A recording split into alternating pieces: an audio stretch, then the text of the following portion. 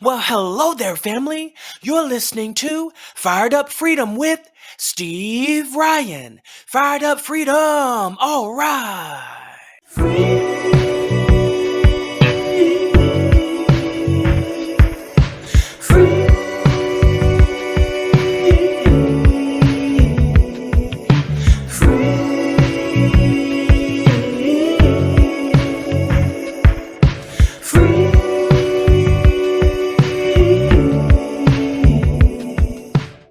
Do you ever have moments where you feel stress, anxiety, or it's hard to sleep?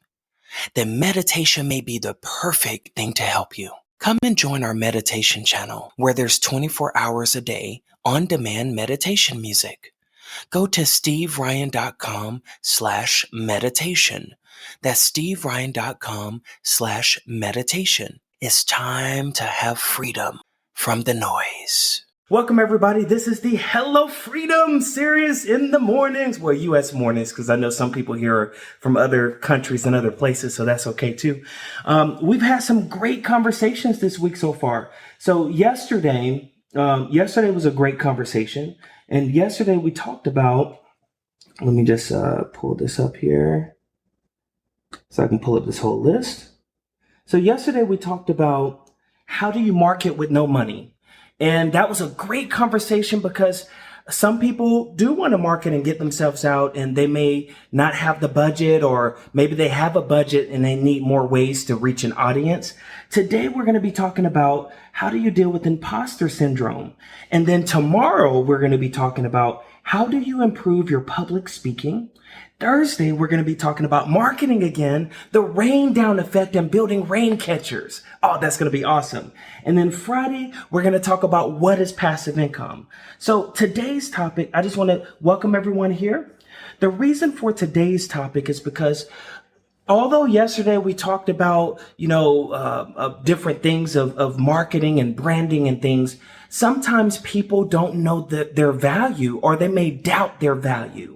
To me personally, imposter syndrome, that has personally affected me in the past. I realized that I went through suffering from that at some points in my life, and I had to take some steps to overcome that. And so I'm going to share that today. And if anyone else have gone through this, or is curious about it, or have any questions about it, or any of that, feel free to raise your hand if you're on Twitter Spaces, or raise your hand if you're on Clubhouse. If you're on Instagram or TikTok, you can leave questions in the comments. But if you want to participate in actual audio app, I'm going to hold one of the phones here. See, this is Twitter Spaces right here. You can see the people in the room. You see all these icons on here. These are actual people that can come up and talk. And actually, when they come up, you'll hear us interact. This is the Twitter Space side. And then I'm holding up the other phone. This is the Clubhouse room. You can see some people here on the Clubhouse side. So we got them on both apps. We do it very orderly. You just raise your hands and I'll announce like who's next. So you don't have to worry about, oh, is it me next? Is it this next? All right. So let's get started. All right. Welcome, welcome, welcome. Good morning. Hey, TikTok. Hey, Instagram. Hey, y'all. Hey, everybody. All right.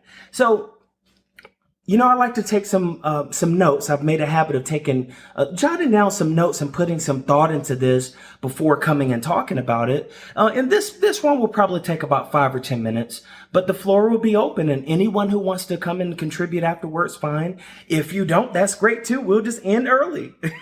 So, hey, it's done when it's done. Whether we last 15 minutes, 30 minutes, an hour, I don't force the time. All right. So imposter syndrome. What is imposter syndrome from my point of view? I know we have the dictionary technical definition, but I feel like it's self-doubt. I feel like it's self-confidence issues, or doubting your value, or doubting yourself. And for me, for the most part, I'm confident about the majority of things in my life, especially if it's anything to do with entrepreneurship, or if I'm fired up about something. Like, my mind just goes to, I'm making this happen. And that's just that. But I have struggled in the area of music, particularly singing in music, because my dad, when I was growing up, my dad used to say a lot, oh, you got to get lucky to work it. I mean, to make it, no one's going to care about your voice. You know what I mean? And I look back at it.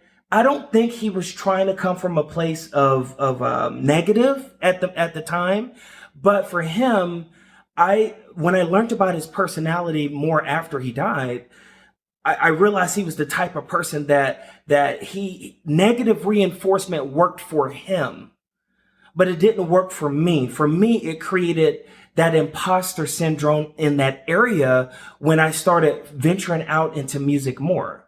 When I started out in music, I started out as ghostwriting, and just being a songwriter behind the scenes. I didn't start using my voice really as far as recording until like maybe 2010 is when I released my first album. But even then it was a struggle. I didn't really feel my place as a musician until I first heard my music on the radio, which didn't come to my second album. It was the song called Real Time, and it still is on some radio stations today around the world. But when I heard, my dad never told me directly like, hey, I'm proud of you. He would tell other people like, yeah, that's my son, blah, blah, blah. But he wouldn't tell me directly. And any of you who heard a song that I wrote called Proud of Me, I talk about that in the lyrics. It was a verse where I say, you used to say good things about me behind my back, but to my face, you would criticize the things I did bad. That's how I felt. And so for me personally, that contributed to my imposter syndrome of feeling like, I'm not good enough with this. And so what I did to solve that was, I did a lot of vocal coaching, as far as taking vocal coaching, but I also embraced the acting world more. And that really helped me tremendously, especially improv. So I just want to share, I'm sharing a little bit about my personal journey with imposter syndrome and why am I able to come and talk about it today. Now, that doesn't mean I don't have my moments, but what I do now today, when I'm faced with those thoughts come in my head and it's like, oh, nobody's going to care about this or blah, blah, blah. I tell myself, you know what? It doesn't matter. It's all about who I'm connecting to.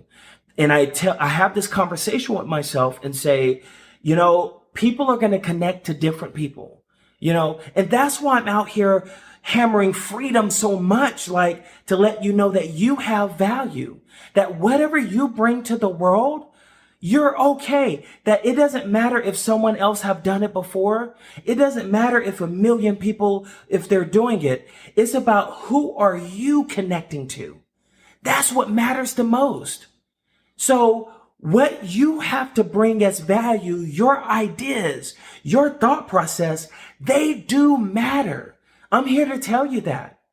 I have this conversation with myself too. You see what I'm saying? So here's what I wrote down.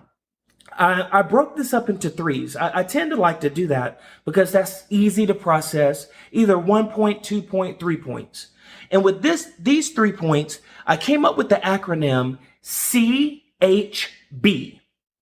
So CHB. C is for confidence, H is for honesty, B is belief. So when I look back at my life and I look at what was my process of overcoming imposter syndrome, this is what it was: confidence, honesty, and belief. And I'm going to go over each one of these. That's why I said this won't take too long. See, look at this. I'm showing my notes in the video. Normally I have like 2 or 3 pages, but look at this. This is just this. This is all it is. All right. So C is for confidence. Now, how did I build my confidence? Well, I took it from other areas that I was very confident in, and I put that mindset into the areas that I was not as confident in. And what I do for my own self-confidence is I have these talks again with myself and say, you know what? You got this. You are valued. You can do this. And if I doubt my abilities in any type of way, I remind myself that everybody starts from zero. Let me repeat that again.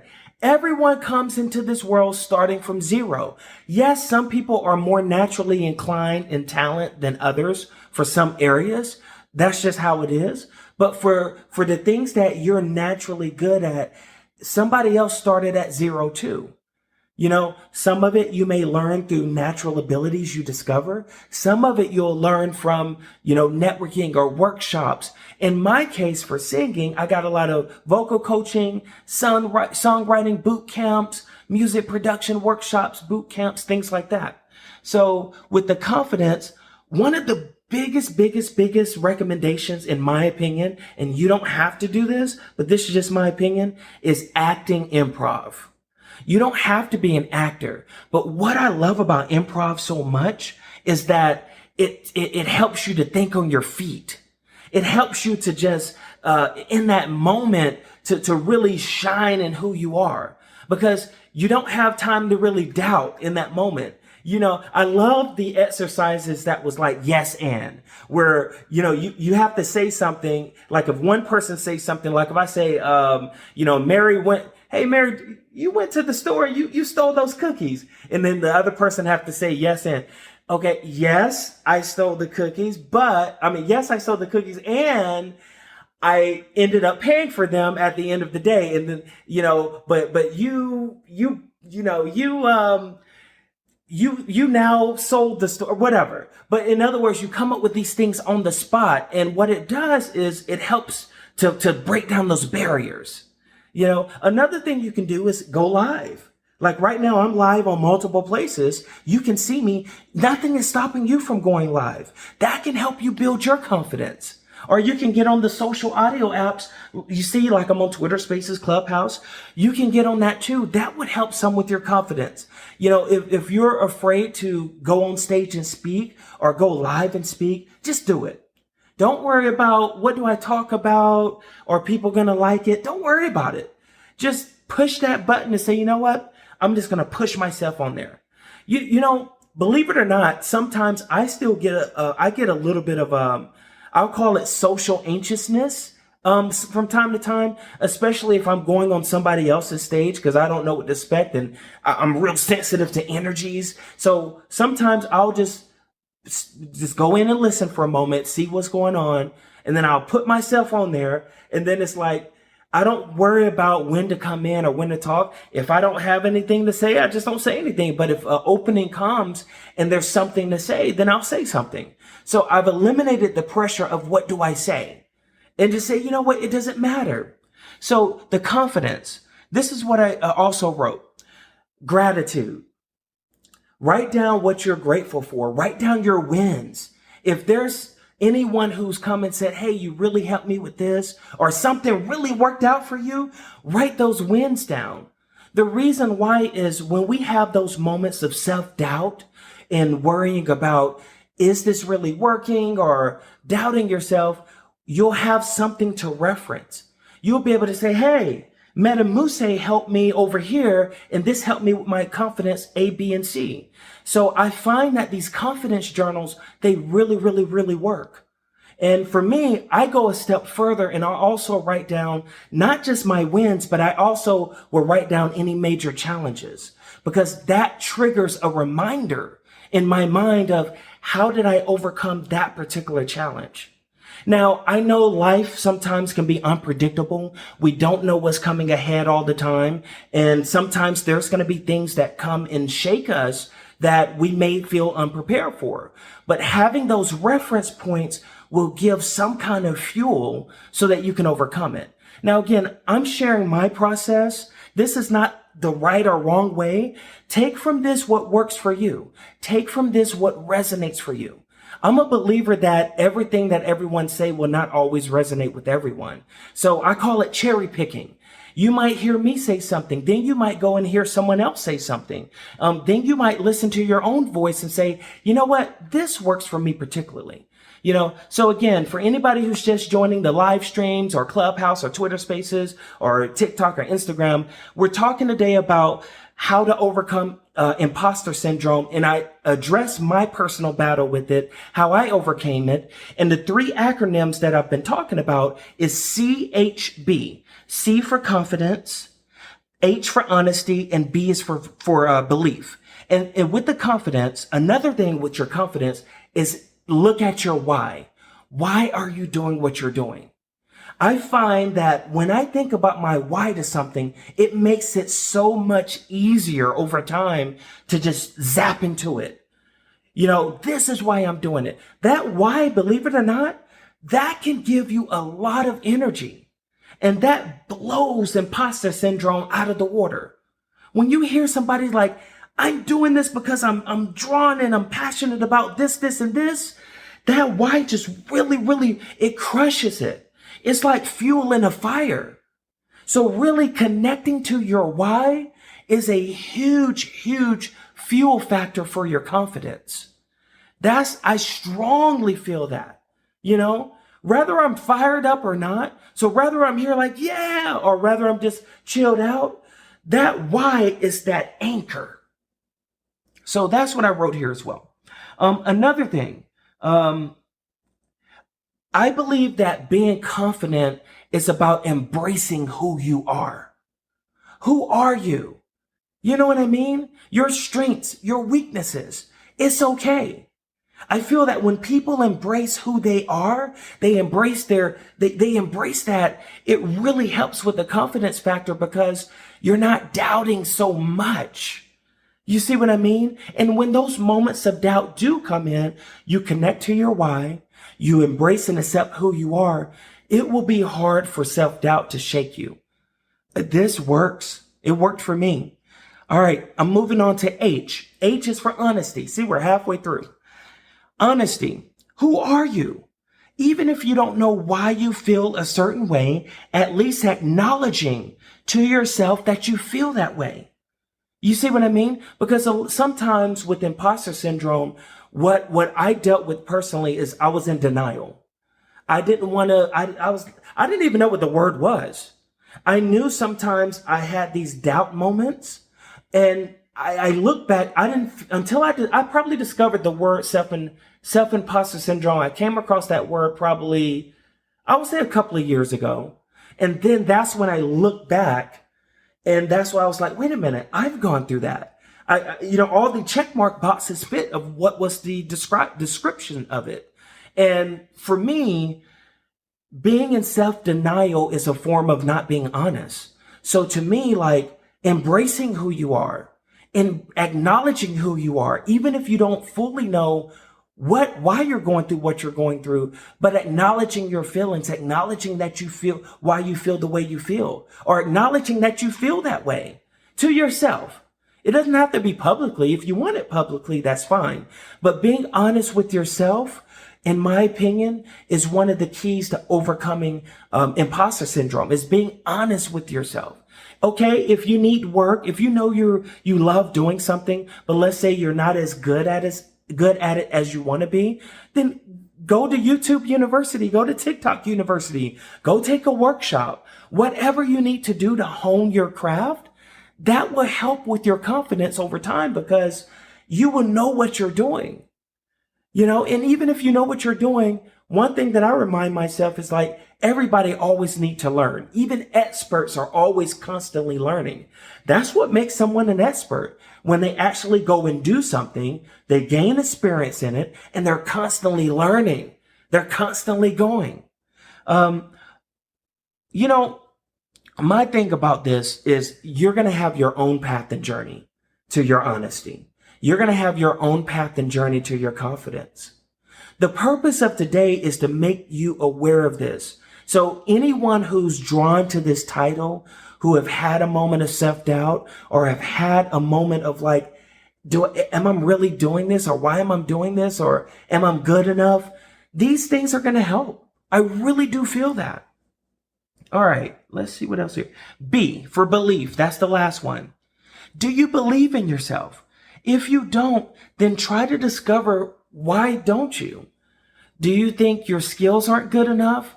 Do you think you need more help in what you're doing? Have you not gotten enough feedback of people saying you're good at this? You see what I mean? Once you just go and dive into the why, that can help get to the core of the problem. You see what I mean? And this is a long-term journey. This is not going to be, hey, I heard what Steve had to say today and I'm over it. No, this is to help plant seeds of thoughts for you so that now you have a starting point if you didn't before. Or if you have experienced this before, and let's say you're already working on it, maybe some of these tips might can help you along your journey to overcoming imposter syndrome. All right, so believe, have you failed at something before? How are you viewing failure? I like to view failure as not failure, but as one step closer to succeeding. And I like to think of the light bulb theory. You know how they say the light bulb, they tried 999 times and it finally worked on 1,000 times?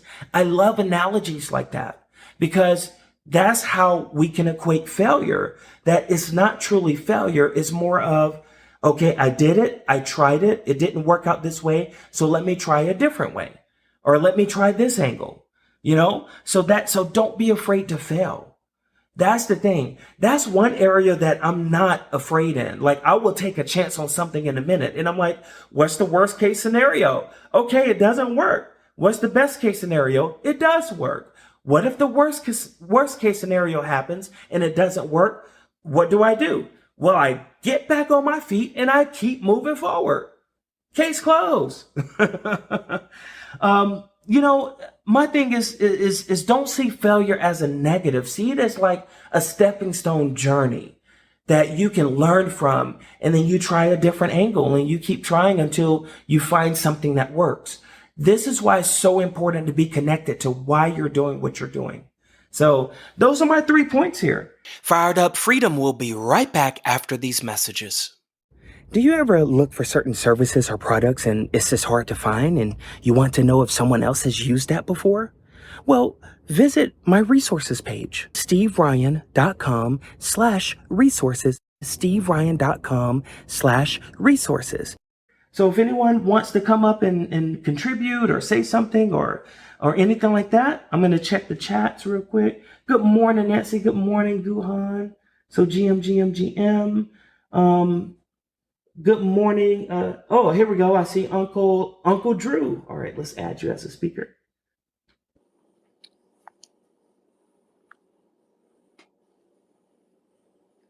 Hey, Uncle Drew. Good morning. Hi, Steve. All right, how's it going? Okay. Hey, I just want to commend you for putting yourself out there, and a great series this week. I like your topics, and I've been intrigued and to listen in when I have some free moments. I was imposter syndrome rings true with me, as I guess it does with anyone who is involved in something creative. I'm a copywriter, but I also do voiceovers, and I think maybe I'm a radio person at heart, and I have kind of over the years made up a lot of excuses why I'm not doing radio. I had a podcast before anybody knew what a podcast was, and I guess your topic spurred this thought, though, that I think that part of my imposter syndrome, I don't know if this is the case for other people, but I think some of it over time has had to do with doing things which were not aligned with my own personal values. I'll give an example. For one, that years ago, just when I had lost some freelance work, I started a blog about energy issues. And shortly after I started the blog, someone got in contact with me, seemingly out of the blue, and asked me if I wanted to go to a bunch of energy conferences, which was interesting, but because it was more about hydrocarbons than renewables, specifically natural gas, and it was interesting. So I did this for about 7 years. I did all this reporting, went to all these conferences, but every time I would go to a conference, I would barely sleep a wink, the night before the conference. So I'd just be totally sleepless and feel like a melting mess of humanity. And part of my deal was I was, supposed to meet people in the industry and whatever, talk about things, ask them questions. I still was able to. I managed to do the work I was supposed to, but I was always convinced that everything in the moment, I was convinced that everything I was doing was an absolute, nightmare, mess, and that I had failed once again because I was just so fatigued and felt so awful about the whole thing. It probably took me more time to write the stuff than it would have had I had not felt imposter syndrome. But I managed to do it. In spite of all that, I still did it, and people gave me compliments on the work that I did. But I think all in all, and even though there were a lot of nice people, I think that I just didn't really feel that it was my tribe. And so I think that that's why some of this sort of self-imposed failure was kind of baked into the recipe. Anyway, so I just wanted to share that imposter syndrome. Of course, I have all kinds of imposter syndromes depending on the industry I work for and what I'm doing. I think maybe the only thing I don't feel imposter syndrome about lately, because it's related sort of to the radio side of the stuff I do, is I've started doing voiceovers, and I can just feel, in my soul as I'm pronouncing the words and giving expression to them, that it's much closer to what I should be doing. Wow. So anyway, so I just wanted to share that, and I don't know, what do you think? Have you have any insights on that? Do you think that maybe sometimes imposter syndrome has to do with what we should be doing or what we shouldn't be doing? That's a very, very good question. Possibly. I feel like when it comes to that, when it comes to like the verbiage, we should be doing this or we shouldn't be doing that.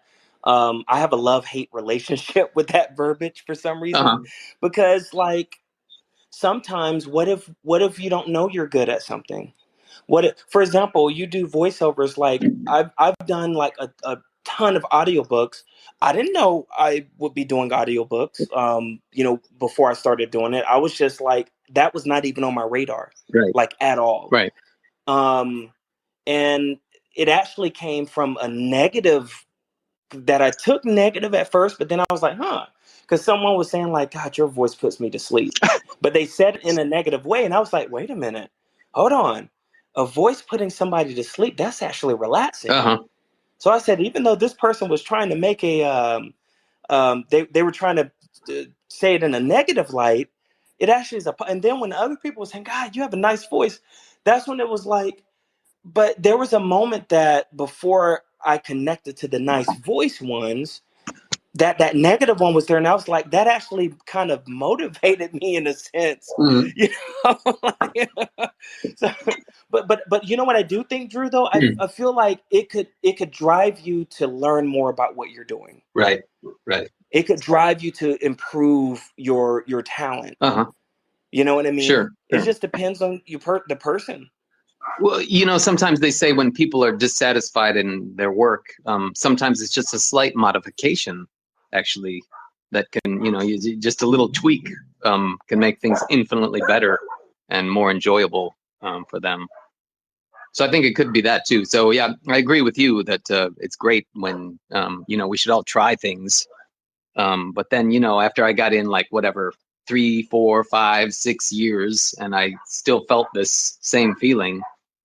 I think maybe, it was kind of like, well, I probably should have made a change sooner rather than let it get terminal, Right. Absolutely. And hey, I see Cyberjam. I'm sorry, Cyberjake. Sorry about that. You raise your hand as well. Yeah, I think everyone deals with imposter syndrome to some degree, and people's lives are rather complicated these days, so it's pretty easy to feel it on multiple planes. I have my own experience with it. Um, I actually went to school and got a degree in something I don't use, which I think is pretty normal these days for most people. It's in molecular biology. And I continued doing my schooling by myself because I didn't see the need to go back and go get my PhD and master's somewhere, an actual school, when the educational systems are overcharging, and you can find all of the information you would learn in school online and for free, and in fact from Ivy League schools. Mm-hmm. So I went through that process, and still to this day, I feel imposter syndrome when it comes to like my education, because oftentimes people disregard my opinion because they don't see merit and certifications behind it, but they disregard the lack of time put into the educational process, which is just as important as the stupid piece of paper they give you. Right. And that's just like one example in my life. The other, which I'm going to keep pretty succinct, is I run a production and consulting business at a professional level, and I have for the past 6 years, with years and years of experience in the industry. And oftentimes I still feel imposter syndrome, even though I have like a repertoire of experience and projects that I've completed successfully.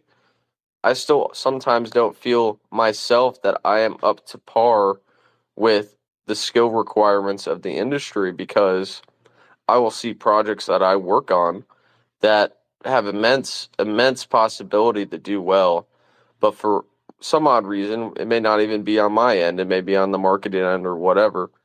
Half the time, they just don't do as well as expected, and it leaves me feeling as if something I did was not good enough to reach the goals or the aspirations of what I'm actively trying to do, and that leaves me feeling imposter syndrome in my day to day.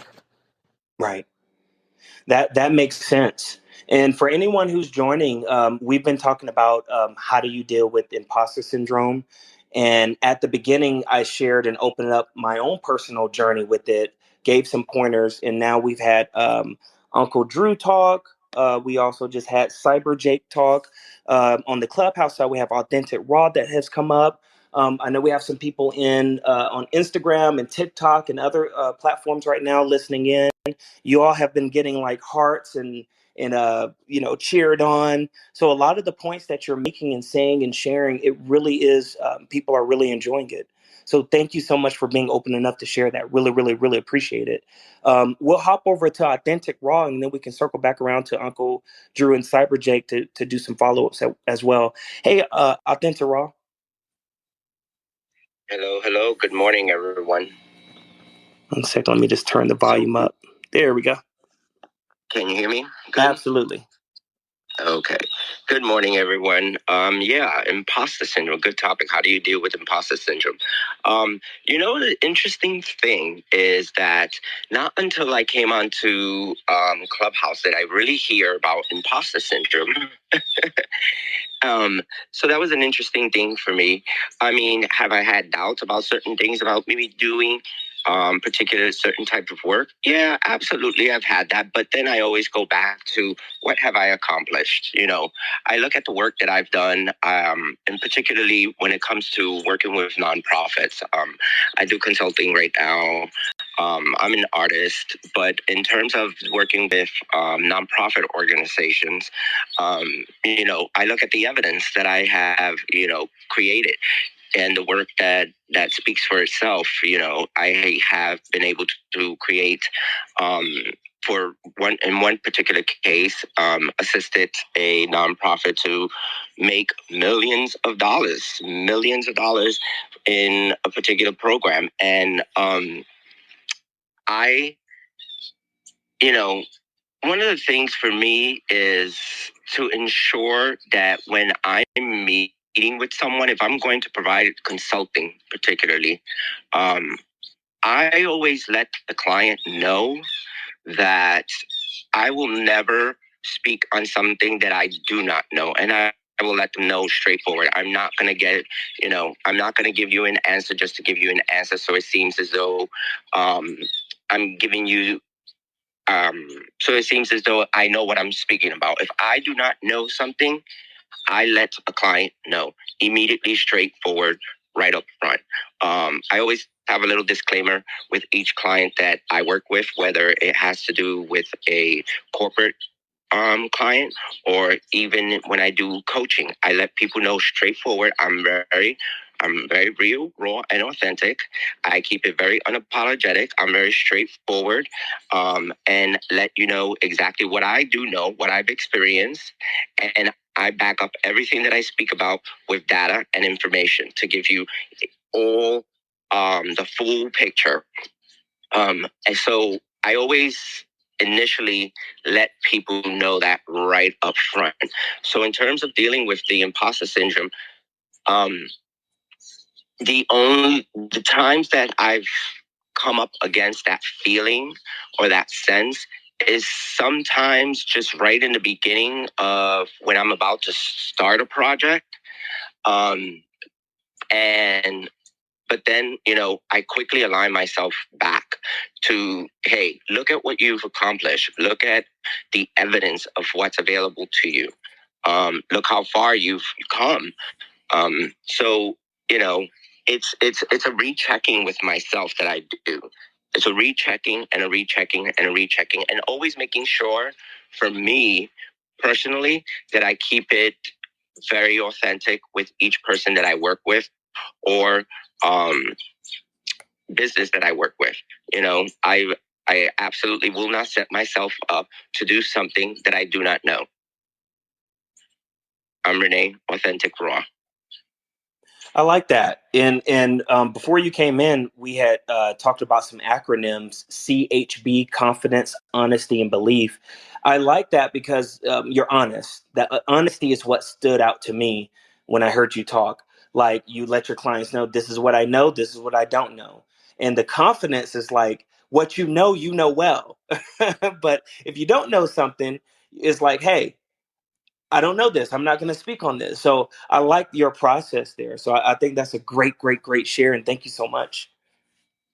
Let me just add something real quick to that. Because so when I did start going on my own, working on my own, which has been a year now, and I use the little disclaimer that I tell clients because, just as, my profile states, I'm very authentic. I keep it very raw. When I tell clients this disclaimer, the first time I remember that I did that, I was a little nervous about telling a client that. And when I told that client, I'll never forget the response. And the client said to me, he said, "You know what, Renee?" He said, "I've never had anyone tell me in consulting and speak to me the way that you speak to me." He said, you're just clear, transparent. And I was expecting him to say, because the way he was kind of communicating, that, he wouldn't want to move forward. But rather what he said to me is, because I kind of gave him this disclaimer and let him know exactly how I am right from the beginning, he appreciated it a lot more. I said, if you ask me a question, I'm going to give you the answer, and I'm going to give you the information. You're coming to me for a particular reason. You're paying me for a certain type of service because obviously you see that there's some type of information here. But if you don't agree with the information, then I even tell the client, you have to back it up with data and let me know why is it that you don't agree with the information. But he was, very open to that. And every client that I've ever worked with since that point, that I let them know that they all appreciate the fact that I'm willing to tell them, hey, I don't know this, or I do know this, and this is why, and back it up.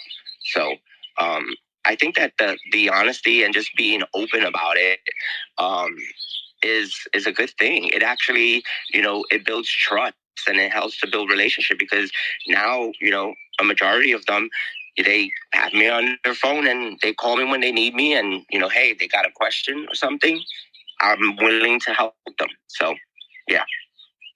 Absolutely. Thank you so much for that. And this would be a question for you, and then we'll circle back to Uncle Drew and Cyber Jake. A question really for all three of you.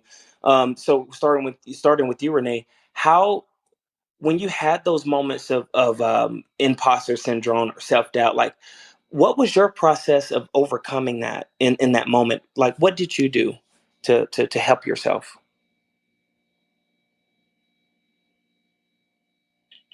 Specifically, I look at what I've studied. I really um I really look at whatever the project may be. I look specifically at what it is that I'm about to get myself into. I do a lot of I love research. I do a lot of research. And for me, it's just looking at the evidence of what I've done in my past. Um, I'll give you an example. So a huge leap that I took many years ago was I used to work for the state health department locally here. And there was a pharmacy owner who would come to the health department and, would have basic conversation with me. He asked me continuously after a while, "Hey, Renee, come work with me, come work with me, come work with me." I absolutely knew nothing about pharmacy. The only thing I knew was I knew marketing, and I was connected to the community. And I knew particular chronic illness, which was Hep C, and also dealing with HIV. So that's basically at the time what I knew. But he saw something inside of me through the conversations, and went to work. Took the leap of faith and decided to go work with this pharmacy. So as I started working with this pharmacy, one of the things that I decided that we should do as a pharmacy was to get accreditations. I've never taken any accreditations. I've never put an organization through an accreditation. And I'm like, how am I going to do this? So what I did was, since I made a commitment to him that we can do it, I made the effort to literally stay up late at night, do what I had to do, research, read, get all of the information that I needed, ask questions. I did what I had to do in order to get myself to the point that I felt confident enough within myself to proceed and be able to ask questions, attended webinars, so forth, attended conferences. So I think it's about adding, if it's an area where you are unsure, then I think getting more information that helps you to feel that you have more knowledge, but also maintaining a balance, because you can't get stuck in just let me just research, and then not complete whatever it is that's necessary for you.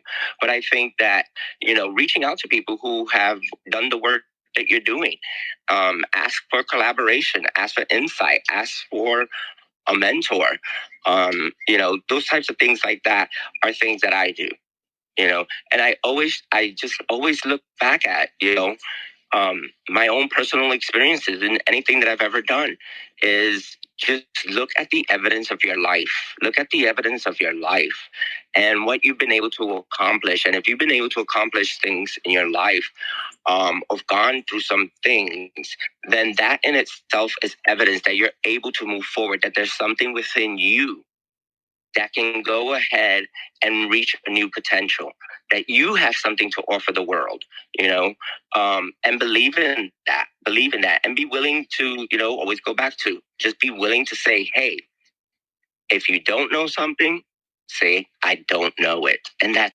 okay.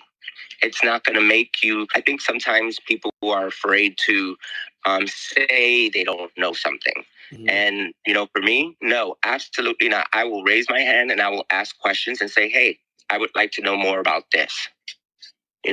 But or I'll go ahead and research it on my own, taking those initiatives and doing it. So yeah, I hope that kind of answered your question. Absolutely. No, it does. I love that. It reminds me of something that my grandma always said, which was the beginning of being a fool is when someone thinks they know everything. So, and that statement rings so true. Thank you so much, Authentic.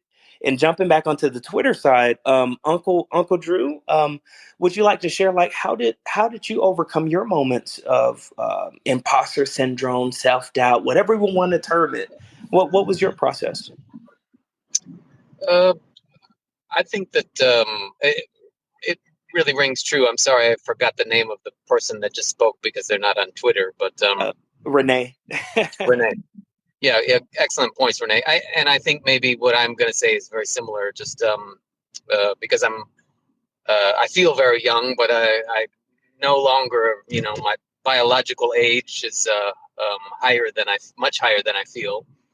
But it kind of reminds me a little bit of what I've been through. I have a client, a company that I worked as an employee at for about 3 years. An international company here in the small country that I live in.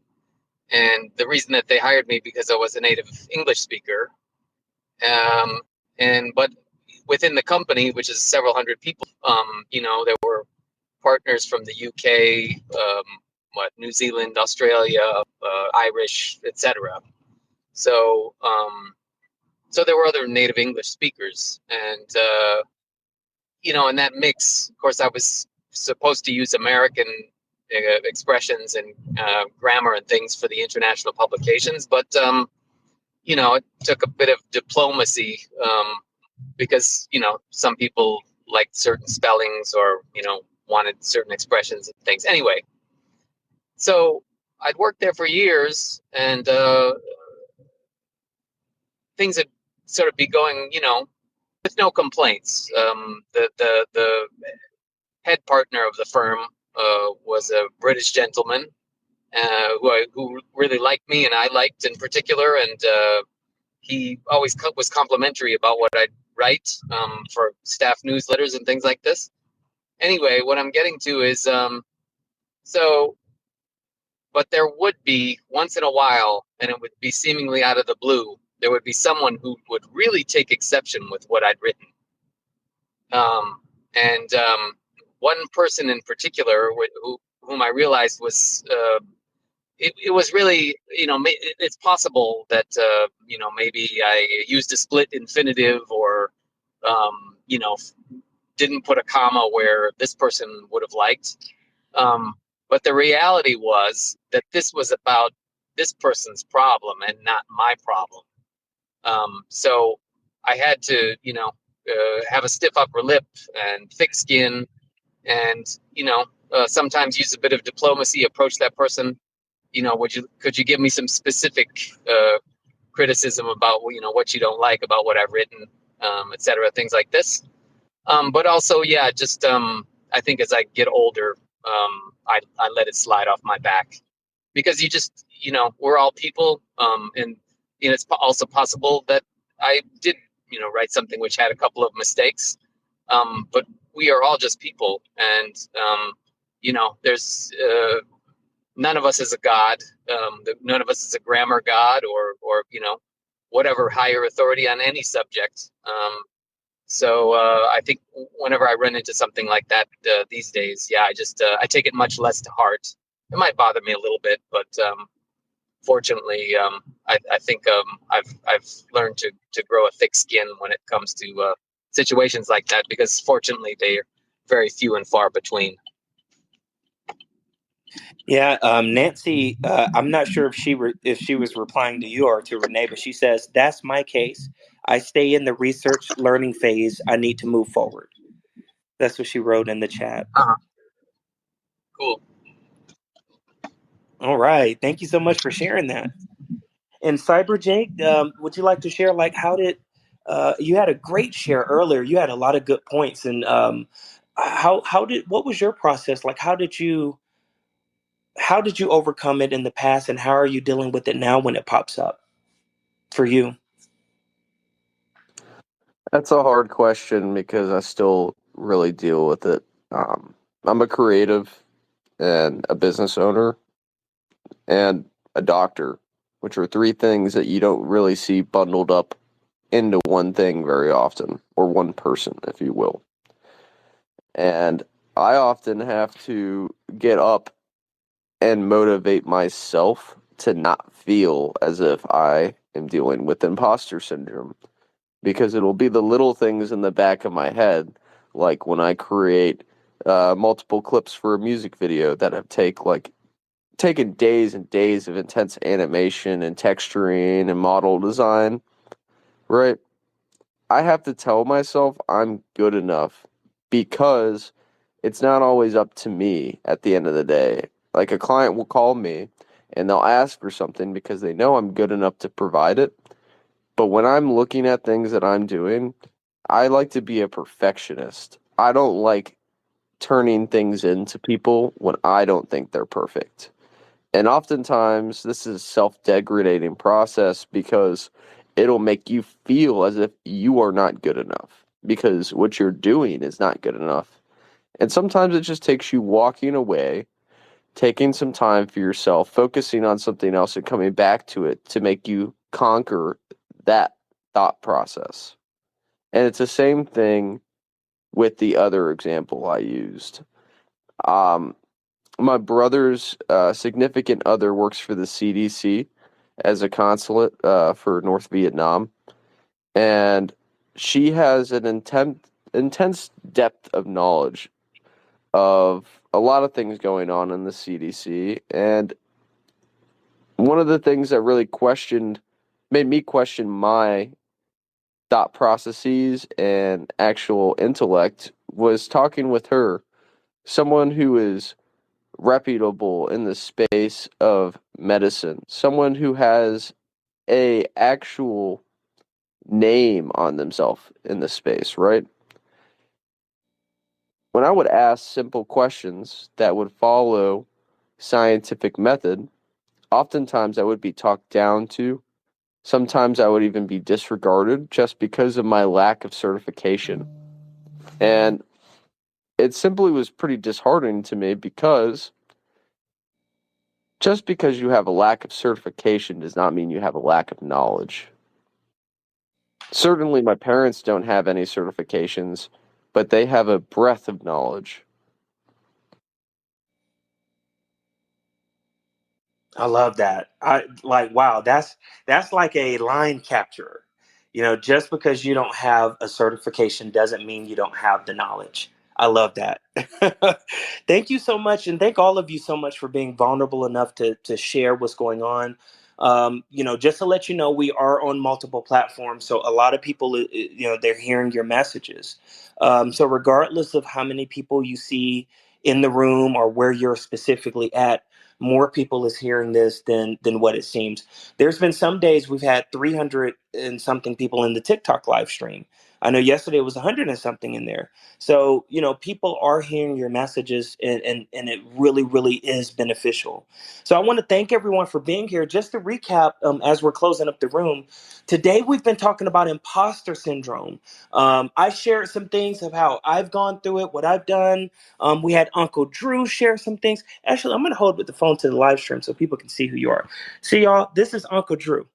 So I'm holding it up on TikTok. Let me hold it up on Instagram. Right here, that's Uncle Drew. And this is Cyber Jake. I'm going to click on their profile so you can see. That's Uncle Drew. That's Uncle Drew right there. Let's do it on this video too as well. And then let's go to Cyber Jake. This is Cyber Jake right here. See Cyber Jake. That's Cyber Jake. And since Renee is over here too and on Clubhouse, I'll just show Renee over here. And this is Renee Authentic Raw. This is his profile. There we go. You can see that. You can see some others in the room. You can see all these people in the room over here. There we go. You see that? I have 3 different phone cameras going, so I'm showing y'all to all 3. No, no. And then this is the Clubhouse side. You see the people on the Clubhouse side. That's Clubhouse. You know, I'm more present on the Twitter side, so usually I get more people in the room on the Twitter side. And this has been great. So what's coming up this? Oh, before I move on to that, so we talked about 3 acronyms. I love coming up with these acronyms. It's so wonderful. Confidence, honesty, and belief. And every single thing that all 3 of these people shared, 3 and 3 and 3. That's so cool. It falls into one of those: confidence, honesty, belief. Confidence, honesty, belief. This has been incredible.